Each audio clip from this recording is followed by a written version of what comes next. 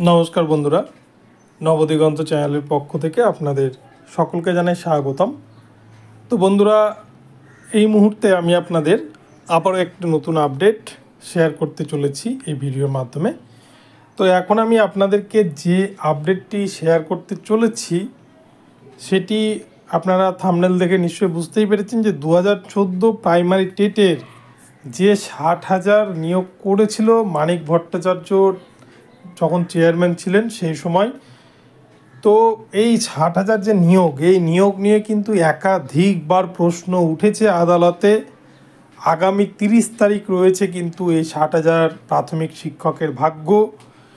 তো এক্ষেত্রে বিশিষ্ট আইনজীবীরা এই 60,000 প্রাথমিক শিক্ষক নিয়ে কি মন্তব্য করেছেন, আগামী 30 তারিখ এই 60,000-এর প্যানেল বাতিল হবে নাকি প্যানেল থাকবে, বিচারপতি রাজাশেখর মান্থা কী রকম নির্দেশ দিতে চলেছেন এই 60,000 প্রাথমিক শিক্ষকের ভবিষ্যৎ নিয়ে, তো আপনাদের সাথে বিস্তারিত এই ভিডিওতে আলোচনা করব। কিন্তু তার আগে বলে রেখি, যারা প্রথমবার চ্যানেলটি ভিজিট করছেন আপনারা কিন্তু অবশ্যই চ্যানেলটিকে সাবস্ক্রাইব করে নেবেন, কেননা এই ধরনের আপডেট সবার আগে সবার প্রথমে কিন্তু একমাত্র নবদিগন্ত চ্যানেল আপনার কাছে পৌঁছে দেবে।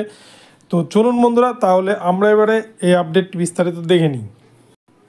তো বন্ধুরা, কলকাতা হাইকোর্টের পক্ষ থেকে সদ্য গত 22শে এপ্রিল 2024 তারিখে কিন্তু প্রায় 25,753 জন হাই স্কুল টিচার, যারা 9, 10, 11, 12 এবং group C group D high স্কুলের শিক্ষক এবং অশিক্ষক কর্মীদের কিন্তু চাকরি বাতিল করেছে বিচারপতি দেবাংশু বসাক এবং মোহাম্মদ সাব্বির রশিদের ডিভিশন বেঞ্চ, যেখানে কিন্তু 17 রকমের দুর্নীতি পেয়েছেন।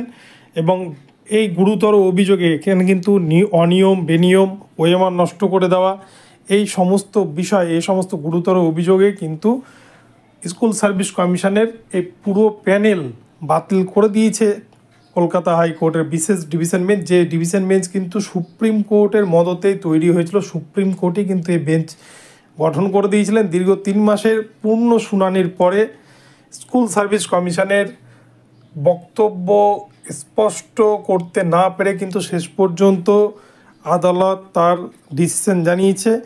এবং এক্ষেত্রে প্রাথমিকের ক্ষেত্রেও, প্রাথমিকে যে 2014 টেট, আমি যে টেটকে কিন্তু অভিশপ্ত টেট বলি, এই প্রাথমিকে 2014 যে টেট পরীক্ষা হয়েছিল সেই টেটের ওএমআর সিটকে নষ্ট করে দিয়েছে প্রাইমারি বোর্ড, যেখানে কিন্তু প্রায় 60,000 মতো শিক্ষক নিয়োগ হয়েছে এই 2014 প্রাইমারি টেট থেকে। 2016 সালে 42,949 এবং 2020 সালে 16,500 নিয়োগ হয়েছে। এবং এছাড়াও 2022 সালে যে 9,533-এর নিয়োগ প্রক্রিয়া এখনও পর্যন্ত চলছে, সেখানেও কিন্তু 2014 প্রাইমারি টেটের বহু ক্যান্ডিডেট তারা কিন্তু চাকরি পেয়েছেন, যার ফলে কিন্তু বিপাকে পড়তে চলেছে 3টা নিয়োগ প্রক্রিয়ার যারা 2014 টেট পাস থেকে নিয়োগ পেয়েছেন তাদের বড় একটা অংশ। তো বিপাকে পড়তে চলেছেন এই সমস্ত শিক্ষকরা, যার জন্য কিন্তু আশঙ্কায় দিন গুনছেন প্রাথমিকের ইন সার্ভিস টিচাররা। কেননা প্রাইমারি বোর্ড তারা কিন্তু বারংবার জানিয়ে দিয়েছে তাদের কাছে অরিজিনাল কোনো ওএমআর সিট নেই, এবং সিবিআইকে কলকাতা হাইকোর্ট বারংবার নির্দেশ দিয়েছেন, এবং তারপরেও কিন্তু অরিজিনাল ওএমআর সিট, অরিজিনাল তো হার্ড কপি নেই, এবং তার কিন্তু কোনো ফুটপ্রিন্টও প্রাইমারি বোর্ডের কাছে নেই, যার জন্য বিচারপতি রাজাশেখর মান্থা তিনি কিন্তু এই পুরো প্যানেলকে উড়িয়ে দেওয়ার হুঁশিয়ারি দিয়েছিলেন গত কয়েকদিন আগেই। ঠিক যে ধরনের হুঁশিয়ারি কিন্তু আমরা শুনেছিলাম প্রাক্তন বিচারপতি অভিজিৎ গঙ্গোপাধ্যায়ের এজলাস থেকে। এবং তিনি শুধু হুঁশিয়ারি নয়, তিনি কিন্তু 32,000 নন ট্রেন টিচারের একটা প্যানেলকে অলরেডি বাতিলও করেছিলেন, যেটা কিন্তু সুপ্রিম কোর্ট থেকে ফেরত এসে বর্তমানে কলকাতা হাইকোর্টের বিশেষ ডিভিশন বেঞ্চ, যেখানে সৌমেন সেনের বেঞ্চে ছিল, কিন্তু বিচারপতি অভিজিৎ গঙ্গোপাধ্যায়ের সাথে বাকবিতণ্ডার ফলে সৌমেন সেনের বিরুদ্ধে গুরুতর অভিযোগ আনার পর সেই মামলাটি কিন্তু বর্তমানে তপব্রত চক্রবর্তীর বেঞ্চে রয়েছে। তো যেহেতু সেই মামলার শুনানি এখন থমকে রয়েছে, সেটা ভোটের পরে হবে, যেহেতু কল্যাণ ব্যানার্জি যিনি ইন সার্ভিসদের পক্ষ থেকে জানিয়েছেন যে তিনি যেহেতু ভোটে দাঁড়িয়েছেন, তাই মামলাটিকে ভোটের পরে যেন শুনানি করা হয়।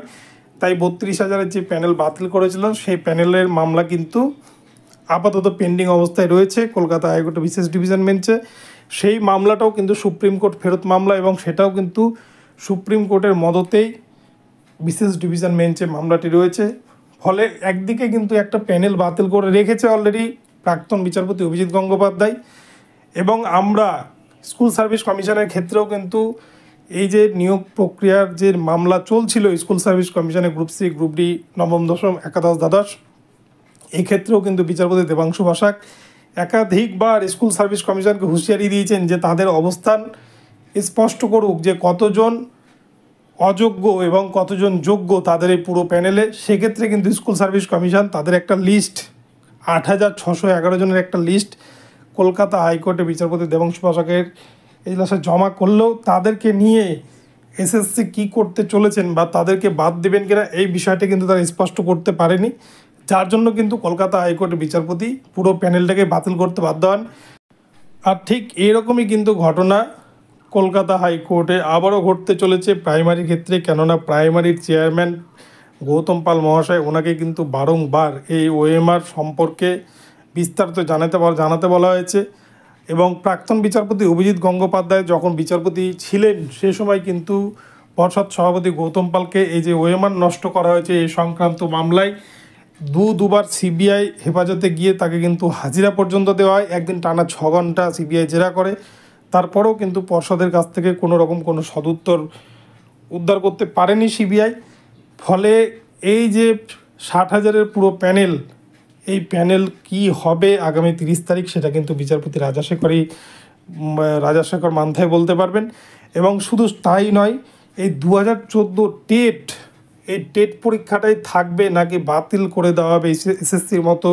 আপনারা দেখেছেন এসএসসির যে পুরো নিয়োগ প্রক্রিয়া শুধু বাতিল নয়, পুরো পরীক্ষা পদ্ধতি থেকে আরম্ভ করে সমস্ত সিলেকশন প্রসেস কিন্তু নতুন করে শুরু করতে বলেছে কলকাতা হাইকোর্টের বিশেষ ডিভিশন বেঞ্চ।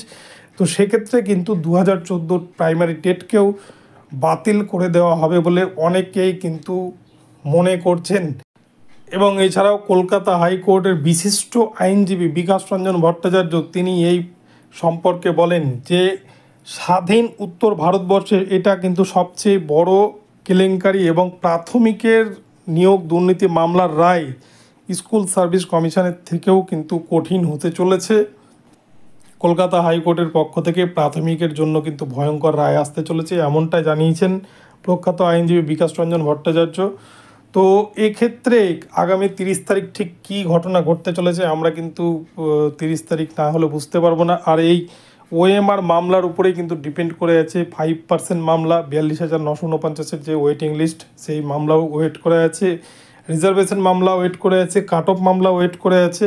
কেননা এই ওএমআর মামলা যদি না টিকে তাহলে কিন্তু কোনো মামলায় টিকবে না। যদি টেটকেই বাতিল করে দেওয়া হয় তাহলে কিন্তু সমস্ত কিছু আবার নতুন করে শুরু করতে হবে। এবং শুধু তাই নয়, যারা চাকরি পেয়েছেন অলরেডি 60,000 শিক্ষক তাদের কিন্তু আবার নতুন করে চাকরির পরীক্ষায় বসতে হবে। তো আগামী 30 তারিখ দিনটি ভীষণ গুরুত্বপূর্ণ হতে চলেছে যোগ্য, অযোগ্য এবং বঞ্চিত সকল ক্যান্ডিডেটের কাছেই, সকল ইন সার্ভিস টিচারের কাছেই। তো আগামী 30 তারিখ কী হবে আপনাদেরকে সবার আগে কিন্তু জানানোর চেষ্টা করব আমার ভিডিওর মাধ্যমে। তো আপনারা সকলে আমার চ্যানেলে নজর রাখবেন। তো ভিডিওটি ভালো লাগলে আমার চ্যানেলটিকে সাবস্ক্রাইব করবেন এবং আমার ভিডিওতে কিন্তু লাইক শেয়ার কমেন্ট করতে ভুলবেন না। ধন্যবাদ সকলকে। পরবর্তীতে আবার নতুন আপডেট নিয়ে আসছি। সকলে ভালো থাকবেন।